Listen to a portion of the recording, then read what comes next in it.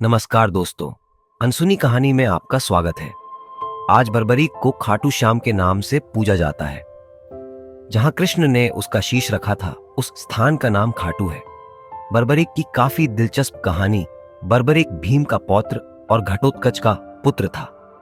बर्बरीक एक बहादुर योद्धा होने वाला था, जिसने अपनी मां से युद्ध की कला सीखी।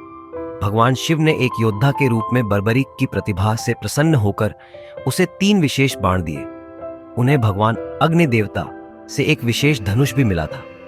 ऐसा कहा जाता है कि बर्बरीक इतना शक्तिशाली था कि उसके अनुसार महाभारत का युद्ध 1 मिनट में समाप्त हो सकता था, यदि वह अकेले ही इससे युद्ध करता।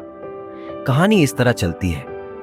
युद्ध शुरू होने से पहले भगवान कृष्ण ने सभी से पूछा कि उन्हें अकेले युद्ध समाप्त करने में कितना समय लगेगा।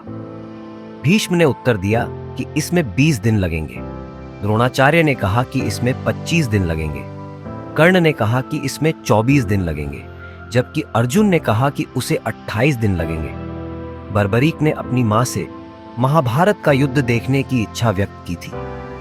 उनकी मां ने उन्हें इसे देखने जाने के लिए सहमत कर लिया, लेकिन जाने से पहले उनसे पूछा कि यदि वह युद्ध में भाग लेने का आग्रह करती है तो वह किस पक्ष में शामिल होंगी। बर्बरीक ने अपनी मां से वादा किया कि वह उस पक्ष में शामिल होगा जो कमजोर था। यह कहते हुए वह युद्ध के मैदान की यात्रा पर निकल पड़ा। बर्बरीक की बात सुनकर कृष्ण ने बर्बरीक की शक्ति की जांच करनी चाहिए और बर्बरीक के सामने एक ब्राह्मण के रूप में आया। कृष्ण ने उनसे एक ही सवाल पूछा कि अगर उसे अकेले लड़ना है तो युद्ध को खत्म करने में कितने दिन लगेंगे। बर्बरीक ने उत्तर दिया कि उसे युद्ध समाप्त करने में 1 मिनट लगेगा, यदि वह इसे अकेले ही लड़े। कृष्ण बर्बरीक के इस उत्तर पर आश्चर्यचकित थे और इस तथ्य पर विचार कर रहे थे कि बर्बरीक केवल 3 बाण और धनुष के साथ युद्ध के मैदान की ओर चल रहे थे। इसके लिए बर्बरीक ने 3 बाणों की शक्ति को समझाया। पहला तीर उन सभी वस्तुओं को चिह्नित करने वाला था जिन्हें बर्बरीक नष्ट करना चाहता था। दूसरा तीर उन सभी वस्तुओं को चिह्नित करने वाला था जिन्हें बर्बरीक बचाना चाहता था। तीसरा तीर पहले तीर द्वारा चिह्नित सभी वस्तुओं को नष्ट करने वाला था और इसके अंत में सभी तीर तरकश में लौट आएंगे। कृष्ण ने इसका परीक्षण करने के लिए उत्सुक होकर बर्बरीक से कहा कि वह जिस पेड़ के नीचे खड़ा था उसके सभी पत्ते बांध दे। जैसे ही बर्बरीक ने कार्य करने के लिए ध्यान लगाना शुरू किया, कृष्ण ने पेड़ से एक पत्ता निकाला और उसे बर्बरीक के ज्ञान के बिना अपने पैर के नीचे रख दिया।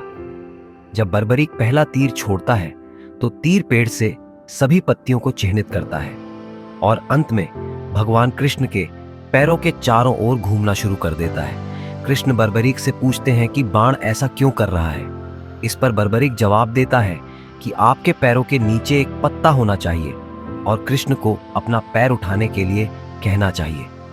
जैसे ही कृष्ण अपना पैर उठाते हैं, तीर आगे निकल जाता है और शेष पत्ती को भी चिह्नित करता है। यह घटना भगवान कृष्ण को बर्बरीक की अभूतपूर्व शक्ति के बारे में बताती है। वह निष्कर्ष निकालता है कि तीर वास्तव में अचूक है। कृष्ण को यह भी पता चलता है कि असली युद्ध के मैदान में अगर कृष्ण किसी को, उदाहरण के लिए 5 पांडवों को, बर्बरीक के हमले से अलग करना चाहते हैं तो वह ऐसा करने में सक्षम नहीं होगा, क्योंकि बर्बरीक के ज्ञान के बिना भी तीर आगे बढ़ेगा और अगर बर्बरीक का इरादा है तो लक्ष्य को नष्ट करे। इसके लिए कृष्ण बर्बरीक से पूछते हैं कि वह महाभारत के युद्ध में किस पक्ष से लड़ने की योजना बना रहा था। बर्बरीक बताते हैं कि चूंकि कौरव सेना पांडव सेना से बड़ी है और इस शर्त के कारण कि वह अपनी मां के साथ सहमत थे, वह पांडवों के लिए लड़ेंगे। लेकिन इसके बारे में भगवान कृष्ण अपनी मां के साथ सहमत हुए शर्त के विरोधाभास को बताते हैं।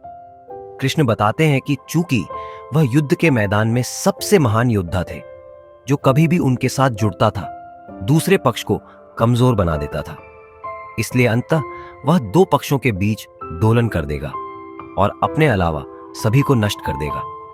इस प्रकार कृष्ण ने अपनी मां को दिए गए शब्द के वास्तविक परिणाम का खुलासा किया। इस प्रकार कृष्ण अभी भी एक ब्राह्मण के रूप में प्रच्छन्न युद्ध में अपनी भागीदारी से बचने के लिए बर्बरीक के सिर दान में मांगते हैं। इसके बाद कृष्ण बताते हैं कि युद्ध के मैदान की पूजा करने के लिए सबसे बड़े क्षत्रिय के सिर का त्याग करना आवश्यक था, और वह बर्बरीक को उस समय का सबसे बड़ा क्षत्रिय मानते थे। वास्तव में अपना सिर देने से पहले बर्बरीक ने आगामी लड़ाई को देखने की इच्छा व्यक्त की। इसके लिए कृष्ण बर्बरीक के सिर को युद्ध के मैदान की अनदेखी करने वाले पहाड़ के ऊपर रखने के लिए सहमत हो गए। युद्ध के अंत में पांडवों ने आपस में यह तर्क दिया कि उनकी जीत में सबसे बड़ा योगदान किसका था। इसके लिए कृष्ण का सुझाव है कि बर्बरीक के सिर को इस बात का न्याय करने की अनुमति दी जानी चाहिए, क्योंकि उसने पूरे युद्ध को देखा है। बर्बरीक के सिर से पता चलता है कि यह अकेले कृष्ण थे जो युद्ध में जीत के लिए जिम्मेदार थे। उनकी सलाह, उनकी रणनीति और उनकी उपस्थिति जीत में महत्वपूर्ण थी। तत्पश्चात श्री कृष्ण से वरदान प्राप्त किया था कि वे कलयुग में उनके नाम श्याम से पूजे जाएंगे। बर्बरीक जी का शीश खाटू नगर वर्तमान राजस्थान राज्य के सीकर जिला में, इसलिए उन्हें खाटू श्याम बाबा कहा जाता है।